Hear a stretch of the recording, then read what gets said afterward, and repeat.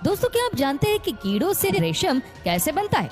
मखमली कपड़ों का मुलायम सा एहसास हो या फिर महिलाओं की ये चमचमाती रेशमी साड़ियाँ, हर चीज को तैयार करने में इस्तेमाल होता है ये रेशम का शानदार रेशा। तो चलिए आज हम कीड़े से कैसे तैयार किया जाता है रेशम, इसके बारे में जानेंगे। वैसे क्या आप जानते हैं रेशम कीड़े मात्र 2 या 3 दिन तक ही जिंदा रहते हैं और इतने समय में ही मादा रेशम कीड़े शहतूत की पत्तियां पर अंडे दे देती है। हर अंडे से लगभग 10 दिनों के भीतर एक लार्वा निकलकर बाहर आता है, जो फिर से 30 से 40 दिनों में पहले लंबा होता है, फिर सुस्त होकर गोल आकृति में आ जाता है। वायु के संपर्क में आते ही खून सूख कर रेशमी धागा बन जाता है, जो लगभग 1000 मीटर लंबा होता है। सच कहे तो ये रेशम कुछ और नहीं बल्कि इन सिल्क फॉर्म्स का थूक होता है। जी हाँ, ये उनके इस लेवरी ग्लैंड से निकलता है और बढ़ते बढ़ते उनके पूरे शरीर को ढक लेता है। आइए अब चलते हैं रेशम बनाने वाले इस फैक्ट्री में, जहाँ आप इन कीड़ों से रेशम के ये मखमली धागे बनते देखेंगे। चीन से शुरू हुआ रेशम का ये सफर बनारस की गलियों में आकर रुक गया है। आइए आज आपको बनारस के तंग कूचों से निकालकर उस कारखाने तक लेकर चलते हैं, जहाँ इन रेशम के धागों को बनाने का काम जोरों शोरों से चलता आ रहा है। रेशमी धागों को तैयार करने के लिए यहाँ भारी पैमाने पर सिल्क वर्म यानी रेशम के कीड़ों का पालन किया जाता है। रेशम के ये कीड़ों अंडों से निकलने के बाद कुछ ऐसे दिखाई देते हैं, जिन्हें यहाँ सबसे पहले शहतूत के पत्तों का स्वाद चखाया जाता है। वास्तव में एक सिल्क फर्म के लिए शहतूत के ये पत्ते ही उसका असल खुराक होता है, जिन्हें खा खा कर वो अपना विकास करते हैं। इन कीड़ों के पेट की आग बुझाने के लिए बेहद भारी पैमाने पर इन पत्तों की खेती की जाती है और उन खेतों से ही ताज़ा ये पत्ते इन फार्म तक लाए जाते हैं, जहाँ ये कीड़े उसका सेवन करते हैं।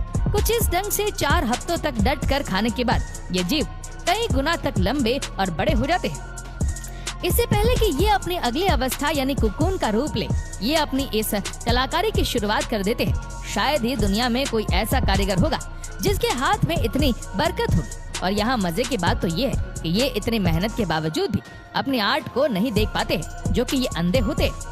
इनके पास देखने के लिए कोई आंखें नहीं होती और ये अपनी बंद आंखों से ही इस खूबसूरत नेमत को देखते चले जाते हैं, जिसे आगे चलकर हम इंसान एक से बढ़कर एक खूबसूरत परिधानों और लिबासों में तब्दील कर देते हैं। जब हमारे ये रेशम कीट को बनाकर तैयार कर लेते हैं तो वो कुछ ऐसे दिखने लगते हैं। दरअसल ये अपने ही रेशम के जाल के भीतर फंसकर रह जाते हैं और यही रेशों का गोल कुकुन कहलाता है। बाद में इन कुकुन्स को खोलते हुए गर्म पानी में झोंक दिया जाता है, जिससे उनमें मौजूद कीड़ा मारा जाता है और ये रेशम ढीला पड़ जाता है। हर एक को कुकुन से करीब 1000 मीटर रेशा मिलता है, यानी 300 कीड़े साथ मिलकर इतना धागा बना सकते हैं कि आप उसे दिल्ली से जयपुर तक खींच सकते हैं। एक बार जब ये सभी कुकुन से ढीले पड़ जाते हैं तो इनसे सारा रेशा उतार कर इन रील्स में स्टैक कर दिया जाता है। इस धागे को रंगीन बनाने के लिए इसमें कुछ कलर्स को भी ऐड किया जा सकता है, जिसकी मदद से ये बुनकर इन हैंडलूम्स में पारंपरिक बनारसी साड़ियों और दुपट्टों को बनाएंगे।